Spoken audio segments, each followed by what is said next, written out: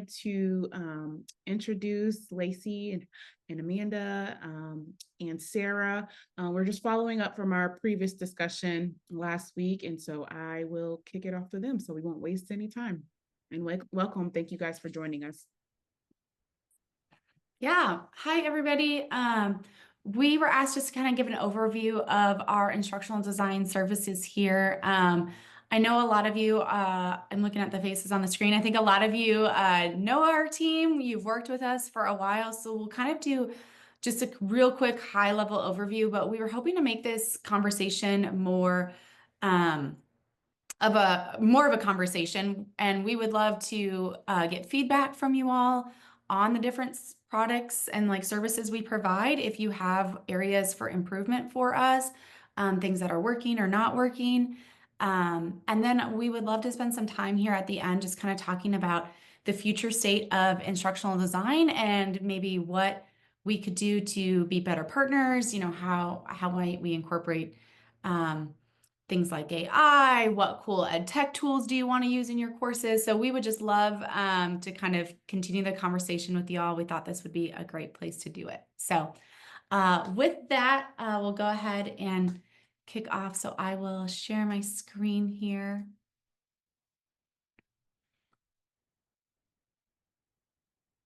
All right. All right, so we'll real quickly review the services, our contact information. We'll talk about our 3 big processes that we do, which is the curriculum update process, the textbook process, and then the course development process. And we'll ask you guys for feedback throughout it. Please feel free to come off of mute, ask questions, put questions in the chat.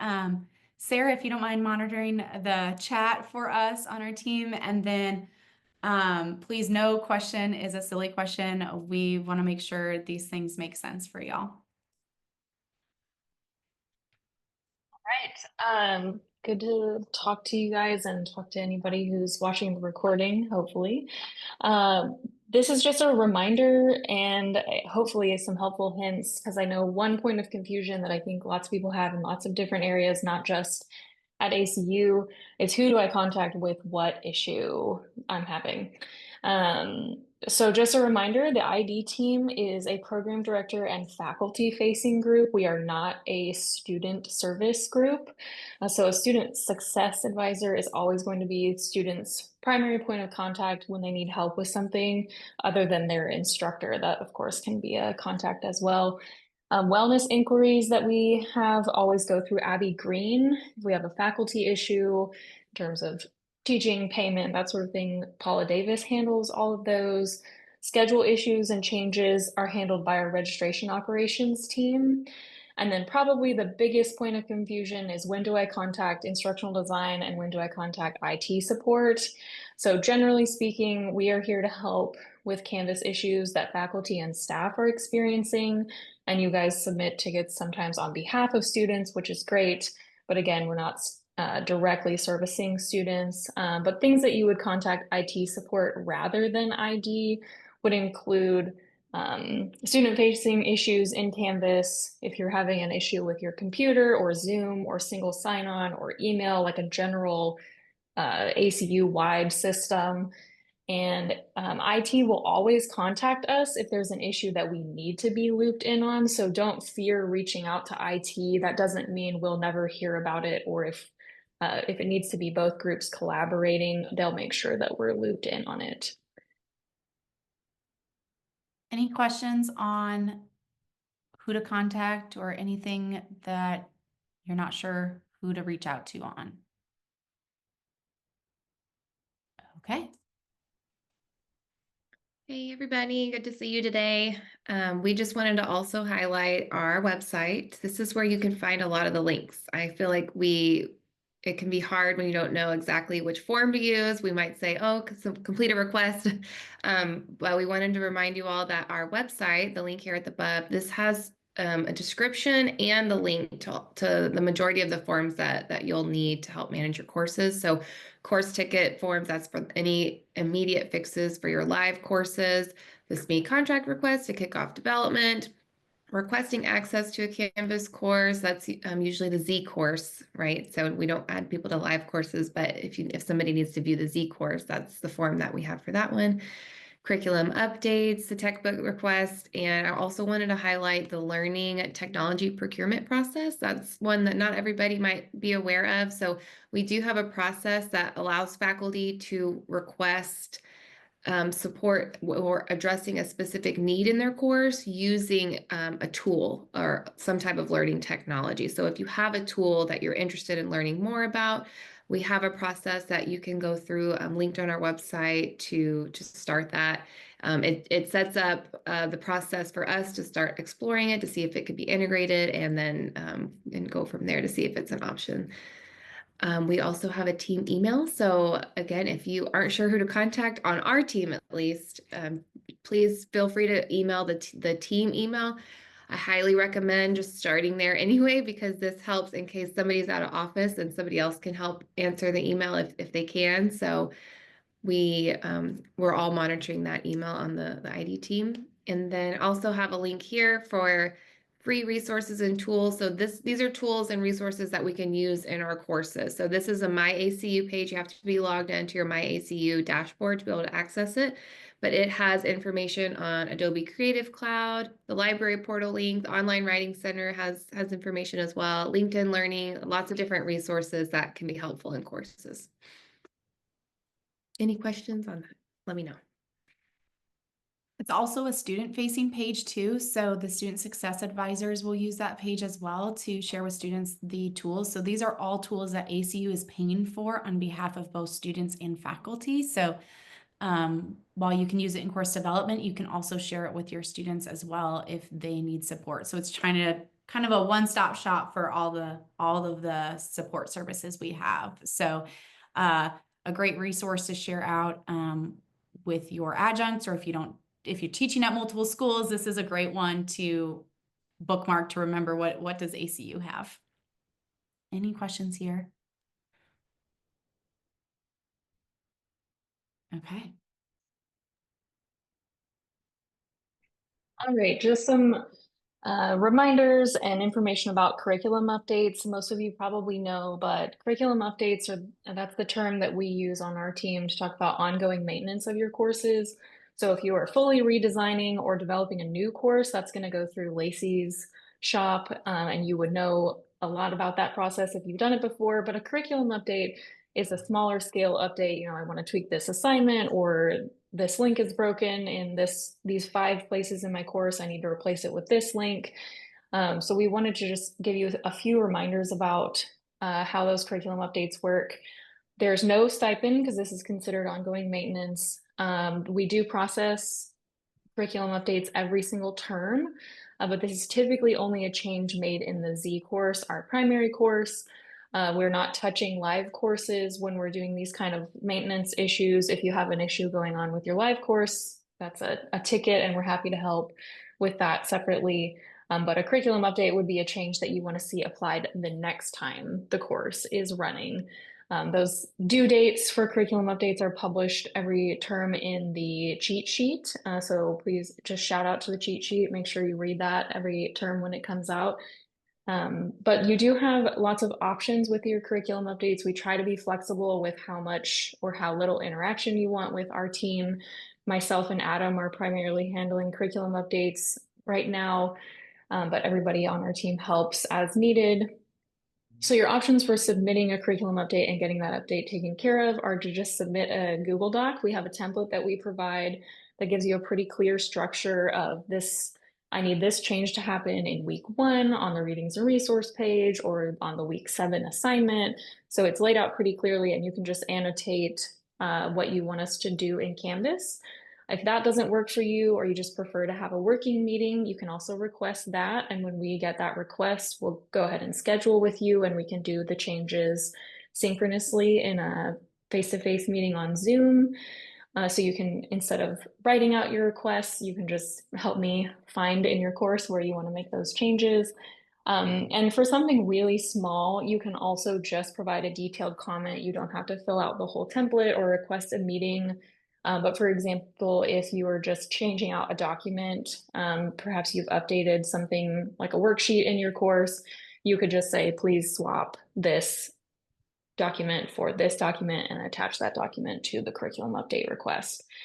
So these are timely because our curriculum update deadline for summer 2 was this previous Tuesday. So thank you to anyone who submitted a curriculum update. If you do miss the deadline, please reach out to us, but know that by default, we would just make that change in the following term. So if you miss the summer 2 deadline, the change would still go into effect. It would just be for fall 1 rather than summer 2. But we do sometimes get urgent requests, again, that are more like tickets. So if you submit a curriculum update and it's 1 day late, please just reach out to me and our team and we'll see if we can accommodate taking that anyway. Any questions or concerns about curriculum updates?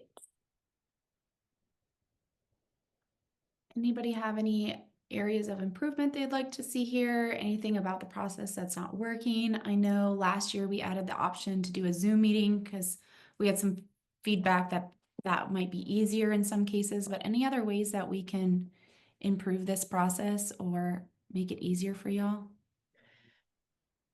Yeah, Brandy. I was just going to note that like this presentation is for full-time faculty, PDs, and adjuncts. So like curriculum updates may sound confusing for like an adjunct faculty who's watching. And so just like how that works for the adjunct who may have that recommendation, or what if they think there's a curriculum update. I think it would be good for that to be kind of explained, that would go through the PD, but I'll let y'all handle it. Yeah, no, thank you, Brandon, for bringing that up. That was on my list of things to cover. So any curriculum update does have to be approved by the program director. So I would say 99% of the time, the curriculum update is coming directly from the program director.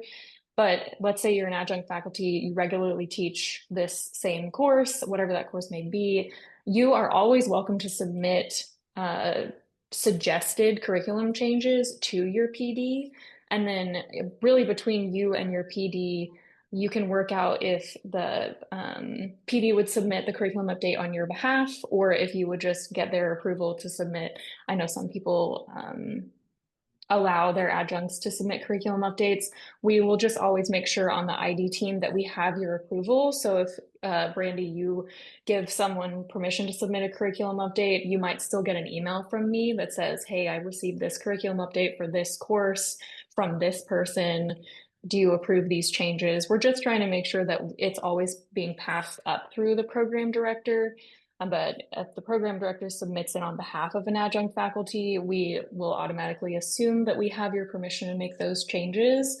So that's sort of an internal workflow, however you prefer to do that. But I know John, for example, has several adjunct faculty who regularly submit curriculum suggestions, and he just loops me in on an email separately of the curriculum update board that we use for your ticketing requests, but then he makes sure that I know that I have his approval to make those changes. So if you ever have questions about that or how to use the form, if you're not familiar with it, please just reach out to our group email, duncomcenterid@acu.edu, and we can walk you through using the Google Doc or what it's going to look like to get in a meeting with us. I'm super happy to help with those types of things. Yeah, John. A comment and a question. First off, I don't think this can be done any better than you guys do it. I've been at other places and you guys are awesome.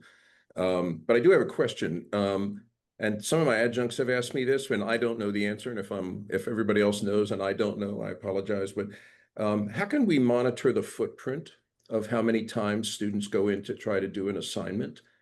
You'll get a comment from a student like, I tried doing this 3 times and it keeps giving me a bad message, or I can't complete the assignment, or my score is not showing up.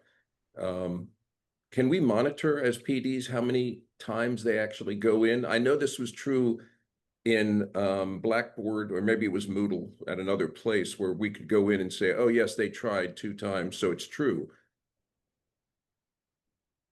So you could do a couple different ways with that. Like for sure with quizzes is very clear on like how long they spent in a quiz, when they got kicked out, what question they stopped on, tons of analytics with quizzes that if you have a ticket, Adam can dig into.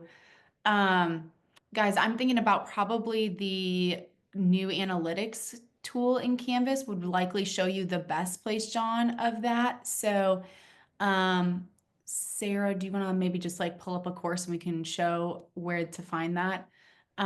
Sure. So on the right-hand side in Canvas, there's a new analytics tool that will show you by student. You can filter and see those sort of things. And you can see like what pages they've visited, the number of times that they've visited something, how long they've spent on it. Those sort of analytics are all there. So that can be helpful, you know, if like student hasn't read your announcement, something like that. If they actually submitted an assignment in SpeedGrader, you'll see a drop down to view the different attempts of that assignment if they actually got through the submission portal. If they're having trouble submitting an assignment, that's where we always encourage them to either go through student success or call IT. Sometimes like it can be as simple as like a browser issue, right? Some assignments have restrictions around like, John, I'm trying to think like some of your coding assignments, like they might have to be a certain file type for the student to upload it. Like, so we're always happy to dig into like, if you're seeing a problem with a particular assignment over and over again, like please let us know. We're happy to dig into that, look into it. We're happy to see there's weird things sometimes with like file upload sizes, things like that. But new analytics is probably your best one-stop shop. You and both your faculty have access to that. And I can stop sharing, Sarah, if you just want to show where that is on a course. Yeah, sounds good. I am in one of John's courses and I am emulating John right now so you can see it as you would as a PD, and I'm happy to switch to emulate a teacher if that's helpful too. But in the course, new analytics is down towards the bottom of your side menu here. And if you've never used new analytics, you might have this little pop-up that gives you some information about it, which is cool. But if you want it to go away, you can just hit that arrow and it'll go away, and it's still here if you want it to come back. Just FYI. So there's lots of information you can see in new analytics at the course level, at the student level. There's lots of filtering options. You want to see a student in particular, you can go into this will be the roster of your whole course and see when they've been active in the course, when they've been most active, when they're communicating. I won't leave this up here super long because I know this is an actual student we have in the course. But if you're not familiar with new analytics, I would just encourage you to play around a little bit and see what you can find. And if there's something that you are wanting to see that you're not finding, please reach out to our team and we can help you get the right filter going or make sure that what you're looking for is actually in analytics. And if it's not, we'll figure out how to get you what you need. Yeah, and then a couple of things too. If you see that search bar, right, it's showing your whole course, but you can filter for a specific student. You can look at a specific assignment. So those are really helpful. And then Sarah, will you click back to weekly online? Oh, sorry, go back to students. My bad. Participation, I just want to be clear what participation means. Participation means that the student submitted something. So that could be like a discussion reply, an assignment. So page views is the number of times they clicked on that. Participation means the student actually took an action. So that's how Canvas defines that. So that can be helpful there. That's good. That's perfect, man. I didn't know about this. So. Yeah, no, great. Definitely a cool tool. Studio too, like if you record an announcement and use Studio has its own analytics, like you can view the analytics for the video, see when students drop off listening to your video, like how many students watched it. So those are kind of interesting. Okay. Great. Anybody who uses analytics on a regular basis, that anything they want to share that they found super helpful to the group? Any program director tips and tricks or faculty tips and tricks that you want to share with each other? It's really useful during the first week to see if the students even has been in the course. And I reach out to them if no one's showed any activity. Yeah, that's a great strategy, Bill. Great way to like connect with your students too. And Kathy, answering your question in the chat, I know Stephanie replied, but I do not think that Canvas differentiates between viewing an announcement and reading the announcement. We are just tracking that the announcement has been clicked on. I don't know that it's sophisticated enough to tell us anything other than, you know, maybe they were on this page 12 times, which hopefully if they clicked on your announcement multiple times, they read it one of those. And can I add something there, Sarah, too? Yeah. I think for specifically, I had a adjunct faculty post a video, and she was able to view what students have watched the video. A student had said, "Oh, I watched that. It wasn't useful," and she checked the analytics and showed her, "You did not watch this video." So it's definitely helpful for those instances. Yeah, I knew you could. I know how to see where they watched it. I've never been able to find where to see if they just read one. That's what I wasn't sure about. But we don't have to do that right now.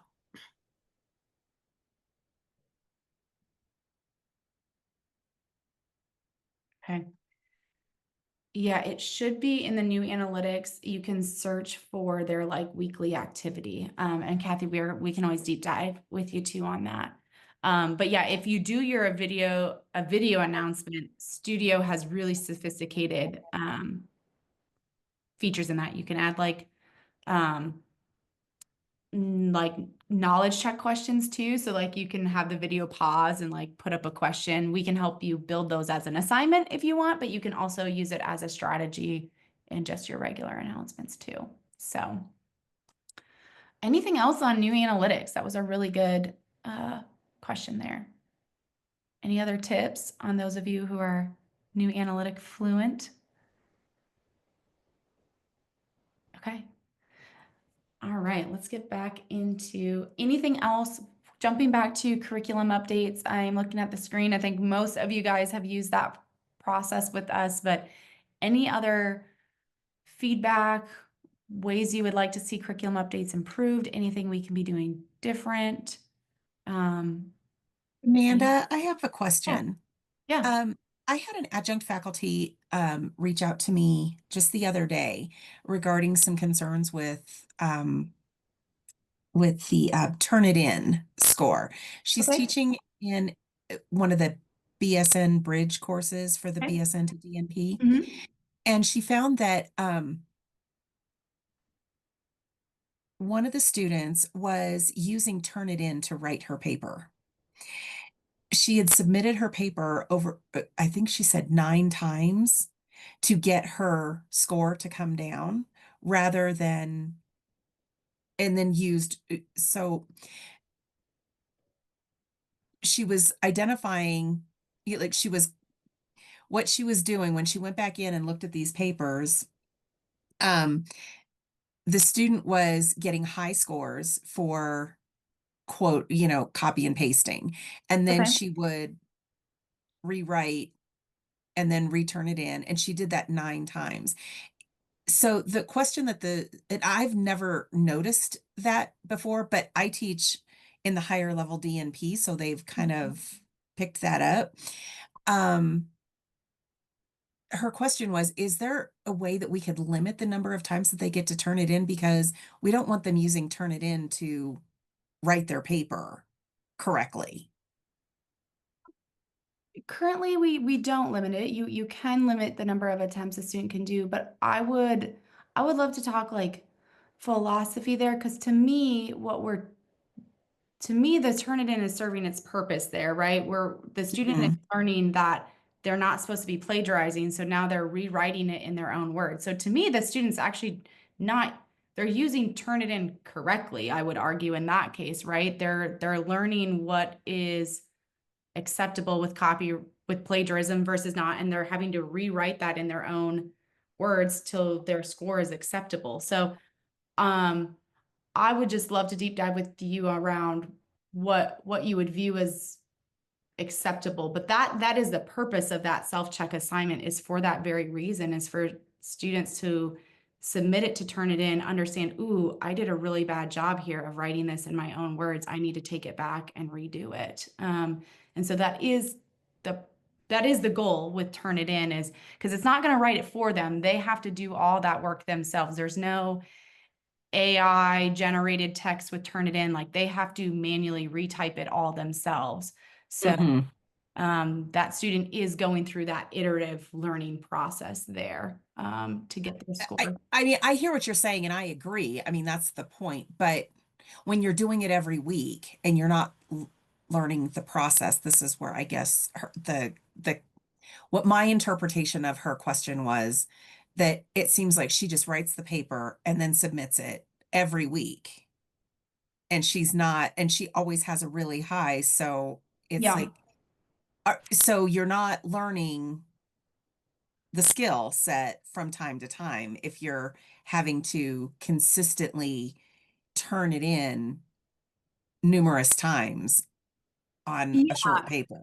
So I would encourage, I would say the Writing Center is a really great resource. I would reach out to the Writing Center and see if they help students understand those reports. And so I would reach out to the Writing Center and maybe see if the student would be willing to do a consult with the Writing Center to learn about a best way to do this, what they're missing. Okay. I think that would be a great partnership between, your adjunct and the Writing Center, maybe even a three-way meeting. And just, I think that's a perfect example of like an intervention with the student of like, hey, this is a better way to do the writing process. And I bet the Writing Center would have some really great tips too. Okay. I can give her that information because that's really probably what she would really most likely need. Yeah, and the Writing Center, students can sign up for appointments with them, and it's all, I mean, they have a really robust team. It's great. I used it throughout my whole doctoral program, so the student might not even know that exists. Like, clearly the student's trying, there's just a gap area, and so I would definitely recommend connecting that student with the Writing Center for sure. Okay, I'll tell the adjunct to do that. Yeah, great question. Anything else? Okay. Let's move on. Let me share my screen again. Can you all see it? All right, textbooks. Yeah, I'll go through this quickly for the sake of time, but we, as you hopefully know, adopt all of your textbooks for you and install all of your courseware for ACU Online. This happens 3 times a year, so it's only once for fall, once for spring, and once for summer, even though we run 2 terms within each of those semesters. We have 2 different textbook models. When one is inclusive access and the other we call student choice. Student choice, students are buying their own books through our online virtual bookstore. Inclusive access means that their textbooks are loaded in Canvas. We use VitalSource and the publisher. If you yourself as the faculty are trying to get a textbook, either you want to review it in advance or you're working on you're the SME for a course, but then you can also request a textbook through me. If, for example, you can't find it on VitalSource, it's not available on VitalSource. On our website, shout out to the website again, you can get a link to request a textbook through me that we'll be glad to purchase on your behalf if we need to. Any questions on textbooks or courseware?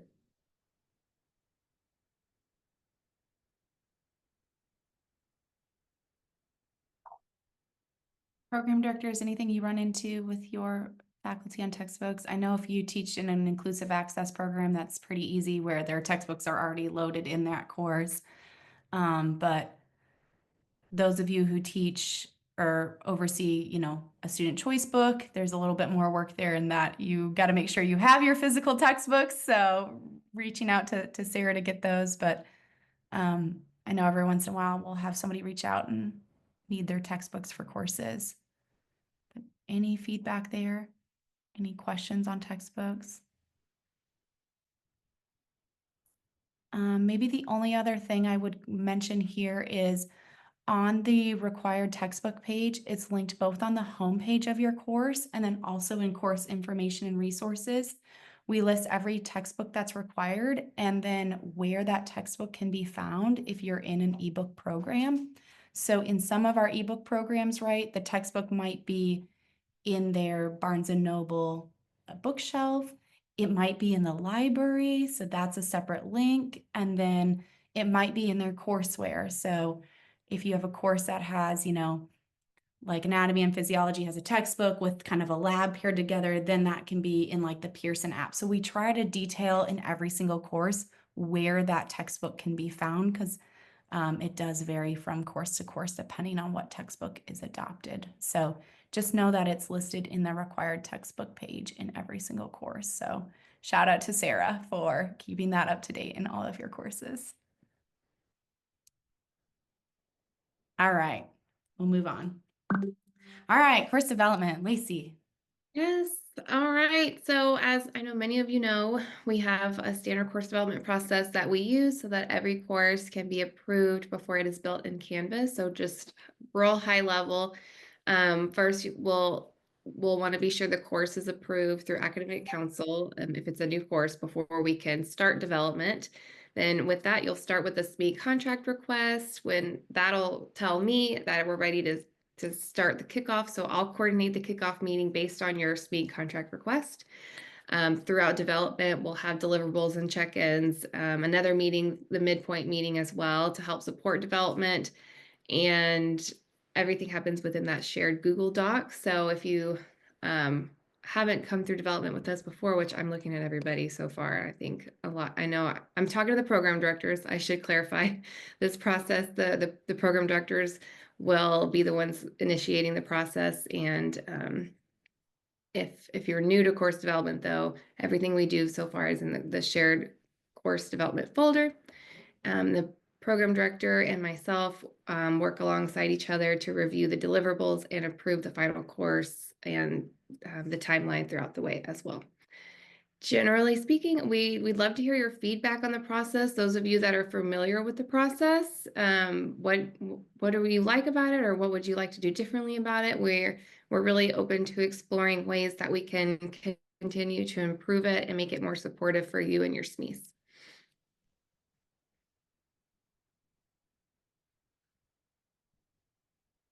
And if you can't think of anything right now, you can email me or email us. We'd still love to know, even if you think of it after the meeting, or any questions. I glossed over that very quickly, so let me know if you have any questions too. I will also highlight that we kick off 3 terms in advance. So program directors, as you're planning your course developments, just keep that in mind. We want to be sure our SMEs have the full development timeline. So that's why we always recommend 3 terms in advance. That gives a full development timeline and a full timeline for the build process after course development too. Lacey, I just wanted to ask, will you be discussing the in-Canvas builds for faculty?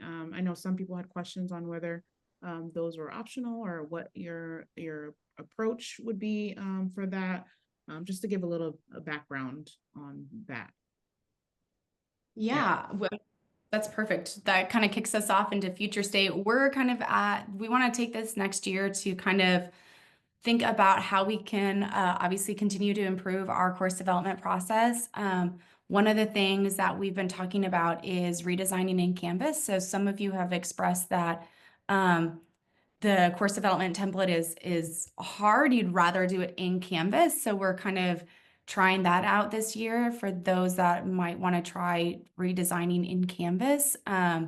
We think especially with some of the courses that have like courseware built into it, it might be easier just to do it in the Canvas course rather than copy and pasting to the development template. So yes, we are exploring that, Stephanie. We are happy to partner with folks around that. Obviously it looks a little different because now when you're editing Canvas, so now, right, as a program director, you would be reviewing Canvas. And so So we're kind of leaving that up to program directors if they feel comfortable like trying this process out. Obviously, it's a new process, so we want your feedback. It might not be super smooth the first time, but I think we're kind of learning what goes well with it, what goes where we could improve. Is this a process that's going to stick around? So definitely, we're open to exploring that. Amanda, can I ask a follow-up? This is Kathy. Just so it is going to be an optional thing. I mean, finding SMEs that have that expertise is not going to be an easy task, likely, nor is it even easy for me necessarily work directly in Canvas. Is using the Google Doc will continue to be an option. Yeah, absolutely. And I do want to clarify, like you would still have an instructional designer, you would still, your SME might never touch Canvas and we don't expect them to build in Canvas. It would be more, we've had folks say, hey, it would just be easier if I could hit the edit button and type my instructions there rather than copying it to a Google Doc, tracking my changes and pasting it back. So, I mean, it can be pros and cons, right? It's harder as a program director, maybe for you to see what's been changed, right? So Canvas is, it doesn't have a commenting feature. So that's why we're kind of in the exploratory stages right now to figure out what does that look like. And so, but the expectation would be that they're not actually building anything in Canvas. They would just be changing text. If they'd want to, they could also just do that directly with their instructional designer. Their instructional designer could change the text, and then Sarah's team would still build out the course in Canvas, check all the settings, make sure the rubrics are built right. So we would still do all of those checks and balances. But we've had a couple SMEs who've said, like, this is really hard for me to visualize from a Google Doc to Canvas. What would that look like? But yes, totally optional, not anything that's mandated. We imagine even within the same program, right? You might have some folks develop one way and some folks develop others. We're just trying to kind of give more options. Lacey, would you add anything there? Yeah, that's exactly what I was going to say, just to kind of further clarify the ID's role there too, Kathy. It can be very similar, even if we do a Canvas redesign or in Canvas redesign, the SME could still have a similar experience of writing the content on a document and giving it to the ID to put in the course. So the biggest change will really be on the ID on how they're finalizing the information. And it can be offered to the SME if they're comfortable with it, right? So if the SME wants to go in and help with that, then they can. But we would still be able to support anybody that if they want to try it, but maybe they're just not yet comfortable, we'll have a lot of support for them. Just one quick follow-up for somebody else that couldn't be here today. So is this now available as an option going forward? I know some who are very anxious to do this. That wouldn't be me, but I know some, even as of yesterday, was in a discussion with some people. It's like, oh, I didn't know that. That's great. I want to do that. Is that going to be an option on any redesigns going forward? At this point, we're starting it really small with just a couple folks to see how it's going and if it's going well. So I would say if somebody's interested in it, they should just absolutely let Lacey know and we can start to figure that out. We don't have, so we're kind of calling it a pilot phase right now where we're just trying to figure it out, see if it works, see if people like it. What feedback do we have? We're anticipating, right? We're going to have to make changes to the ID's role, right? Like, what does QA look like? What does that look like? So we're happy to partner with anybody who's interested. We just ask for your guys' understanding as we're trying to figure out a new process. And I'm assuming it will be an option that's here to stay. I'm sure we'll figure it out. But yes, if somebody's interested, they can just reach out to Lacey and we'll try to make that happen for you. We want people to pilot it and see what they like, see what they didn't like, and learn from it. Absolutely. And Kathy, I would always check with the program director first. Like if a SME for some reason happens to contact me first to say, hey, I want to do this, I would get the program director's approval. Yeah. Awesome. Thank you. Yeah. Another thing we're kind of toying with, there's obviously tons of AI tools that are now available for course development. Conmigo just partnered with Canvas, so it's now free in Canvas to use Conmigo, which is an AI tool. You can write learning objectives with it. It'll help you rewrite assignments. So we were kind of thinking that we would be interested in installing that and wanting to see if, again, if there's anybody who's interested in piloting that with us. So if you're interested or you're watching this recording, let Lacey know. We want to see what AI tools do you like? What do you not like? Was it helpful? Did it make your job harder? So I think we're trying to take this next year to really explore and find good ways that we can collaborate with academics in kind of all these tools. We like Conmigo because it is specifically for education. So, right, ChatGPT is great, but as Lacey showed in that last meeting, you have to kind of prep it like, hey, I'm a teacher and it's for higher ed. And, you have to give it some parameters versus Conmigo is specifically trained for education. So there's less work on that.